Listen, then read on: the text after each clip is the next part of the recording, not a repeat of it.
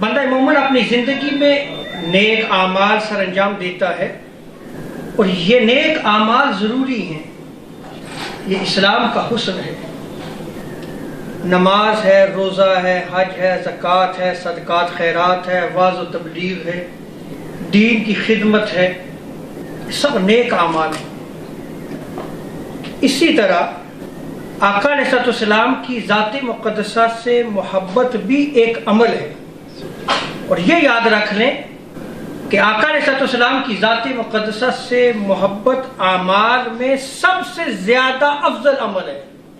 صحیح بخاری سے مسلم کی روایت میں آتا ہے، سیدنا ابو ہریرہ رضی اللہ تعالی عنہ اس روایت کو نقل فرماتے ہیں، حضور تاجدار کائنات علیہ السلام سے پوچھا گیا، یا رسول اللہ صلی اللہ علیہ وسلم ای الاعمال افضل وفی روایت اخری ای الاعمال خیر۔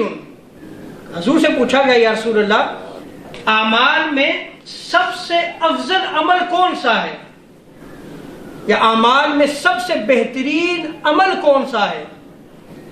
تو حضور تاجدار انبیاء علیہ السلام نے ارشاد فرمایا، ایمان باللہ و رسولہ، اللہ اور اس کے رسول پر ایمان لانا اعمال میں سب سے زیادہ افضل عمل ہے۔ سب سے بہترین عمل یہ ہے کہ تو اللہ پر ایمان لائے اور اس کے رسول پہ ایمان لائے۔ اب یہاں سوال پیدا ہوتا ہے کہ پھر ایمان کیا ہے؟ آئیے اس کو بھی حدیث مبارکہ کی روشنی میں ہم سمجھتے ہیں کہ ایمان کیا ہے۔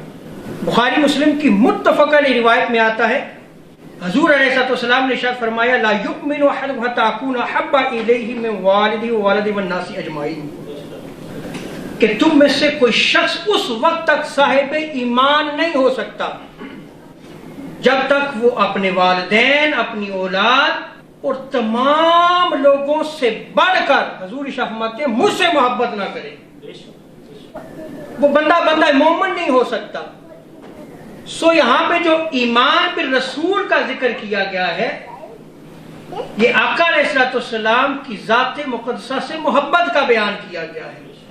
وہ ایمان حضور علیہ السلام کی ذات مقدسہ سے محبت ہے، کیونکہ ایمان کی دولت عظیم اسی کو ملے گی جو آقا علیہ السلام کی ذات مقدسہ سے محبت رکھتا ہے۔